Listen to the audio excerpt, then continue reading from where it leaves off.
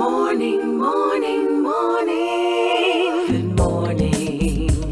Good morning to you. Let's get started talking today about in our conversations on CARICOM about what's coming up next week. We're joined by Barbados Ambassador to CARICOM, His Excellency David Comissiong. Ambassador, good morning to you. Good morning, Pearson. Pleasure to be here. Thank you so much for joining us. Now, next week, today's the 11th. We're just over 8 days away from the start of the meeting of the heads of government in Barbados. What can we expect, do you think?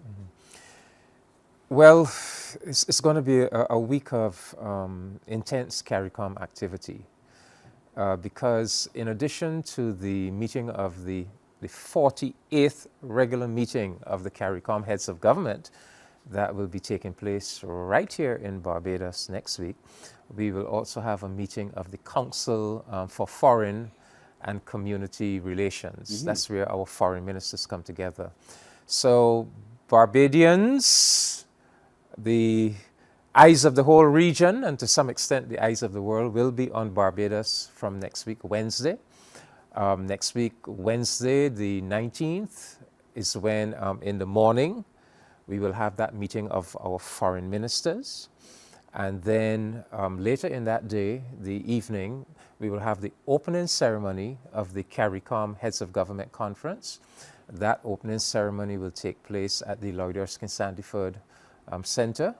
And then the next day, the Thursday and the Friday, we shift to the Wyndham Grand Sam Lord's Castle Hotel, where we will, the heads of government will have that 2-day meeting.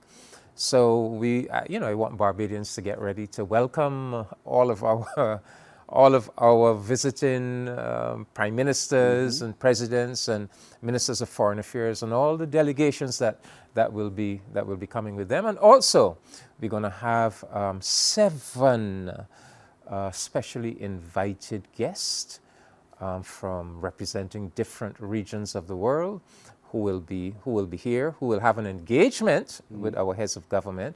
And that engagement is going to be open to the media. So I trust that the Barbadian media will share that with our people.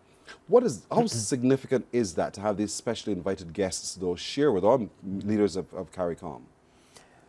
Well, I think it's very, very striking. We live at a moment where there's so much uncertainty in the world.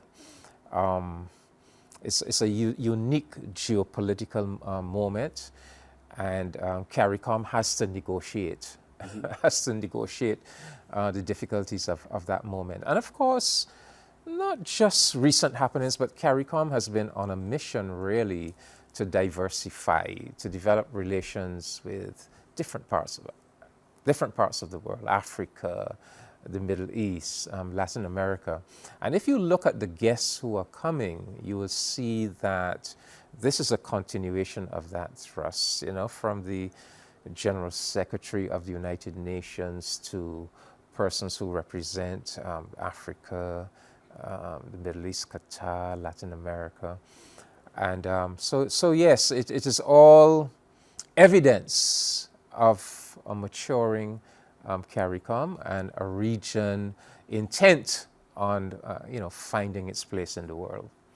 But obviously significant to all of this is how then do we not just manage our relations one with the other, but how do we position ourselves globally? And I'm trying to imagine then coming out of it, because I know the Right Honourable Dame Patricia Scotland will be a part of it, General Secretary of the Commonwealth. Yes. And as Barbados is still a member of the Commonwealth, I believe, yes. And how do we now begin to get our message into that wider world through this partnership? Well, I think that the moment we are in now requires of us a diplomacy of solidarity. I think we now have to embrace, we have already been doing it, but I think we now have to double down and redouble our efforts to build solidarity with other countries, with other regions of the world. And so we have to make full use of all of these multilateral organizations that we're in. So the Commonwealth gives us an opportunity to rub shoulders and to come together with all of the former British colonies. And I think we have to prize these opportunities even more now. In fact, I am urging that all of the multilateral organizations that we are in, you know, some of them we have not paid an awful lot of attention to. We might be just a kind of token member, but I think we have to go beyond that now. We have to see that the moment that we are in demands of us to develop new relations, to bring other nations closer to us, to work with developing our self-reliance, our economic independence, so that we are not so vulnerable to any particular nation in the world. You know, if we have multifaceted developmental and economic relationships. So in our hemisphere, from the Association of Caribbean States, to the Community of Latin American and Caribbean States, to the OAS, we have to make full use of those opportunities to develop solidarity in our region. But then multilateralism, there's a sense that multilateralism is under threat. You know, this idea that we live in a global rules-based order, that we will all adhere to the rules, that it will not be a situation of might makes right and big power rule. That is multilateralism. And CARICOM has a fundamental commitment to multilateralism because we are all relatively powerless, small states. We need a world order that is rules-based and is predictable and respects the rights of small states. So I think so for example, you know, we really welcome the presence of the Secretary General of the UN, because we of all people, we have to stand with him in insisting that yes, international law, multilateralism, the UN is of critical importance, must be respected, must be supported. So Pearson, the stakes are really high because, you know, as I said, this is a very difficult time that we are living in. And we have to be very clear in our thinking, who we are, what our principles are, where our interests lie, and we now need to pursue that agenda as, you know, serious, mature countries and a serious, mature Caribbean community. Indeed, I know over the time we've seen our relationship with Africa blossom with the Africa Import Bank being hosted in Barbados and for the region. But I see here one of those specially invited people will be the CEO of Qatar Development Fund. Yes. Now that's for us a new arrangement. Well, just let me give the Barbadians a full outline of the 7 guests. So we Barbadians, we will be engaging with, from His Excellency Antonio Guterres, Secretary General of the UN, Her Excellency Ursula von der Leyen, President of the European Commission, that's the European Union executive body. You have already mentioned the Secretary General of the Commonwealth, Dame Patricia Scotland. And yes, in addition to a person that we know well, Professor Benedict Orama, President of the African Export-Import Bank.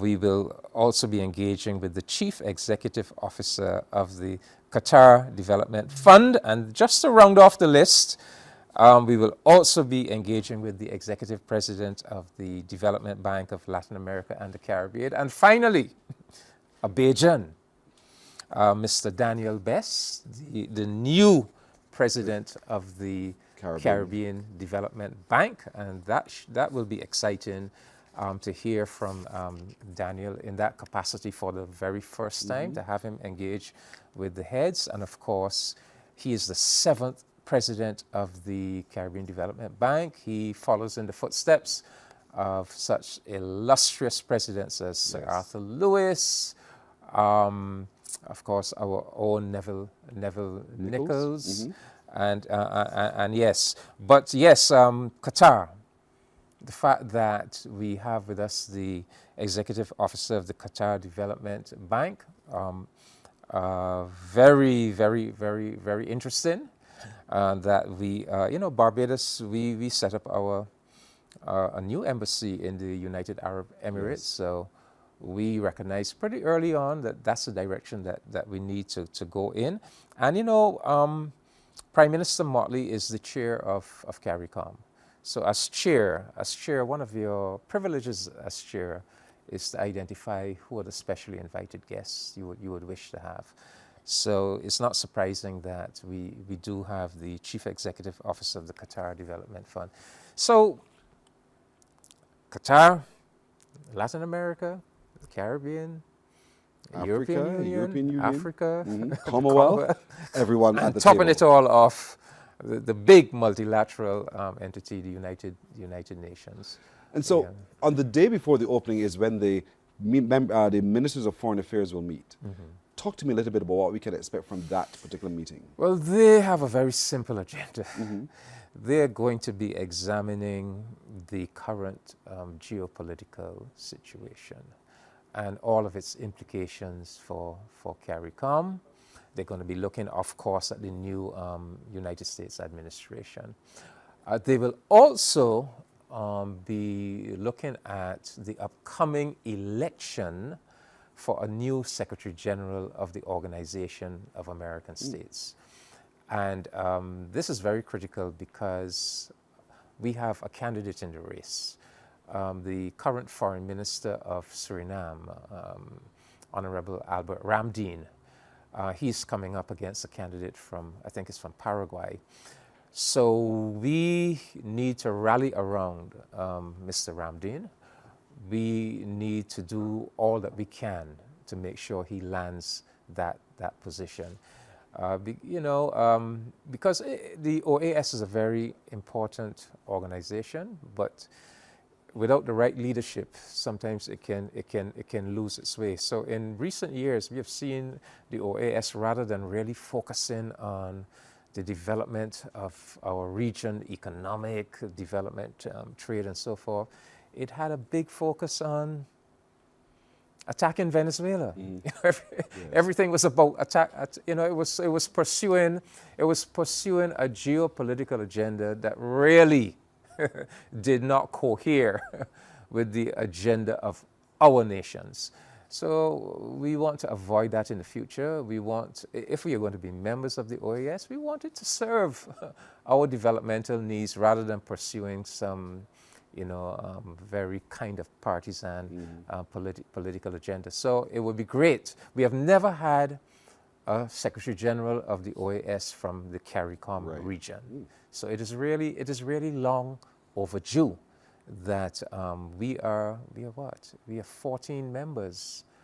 We are the biggest single block within the OAS, and it's really long overdue that we should lead it. Are there any? I know often we have not just specially invited guests, but special members. Are there any special members who will be allowed into the meeting for next week? Well, you do have, typically at a CARICOM Heads of Government conference, you do have ambassadors and representatives of various countries that do come to the meeting, try to sit in on those sections of the meeting that may be open to them, and try to just use the meeting as an opportunity for canvassing people, pushing their own agenda. But a lot of the meeting, typically at a CARICOM Heads of Government meeting, a lot of the meeting is very private. The most sensitive items are dealt with in caucus. That's where it's just the prime ministers, and maybe they will have with them the Attorney General or their Minister of Foreign Affairs. So very sensitive issues, like, for example, they're going to be dealing with the issue of crime.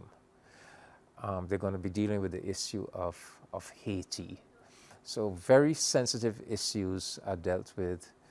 They're going to be dealing with the issue of our budget. We have every 3 years we work out, refine the formula for paying the CARICOM budget and what the contribution of each member state must be, et cetera, and we haven't been able to resolve that for the current budget. So there's going to be some.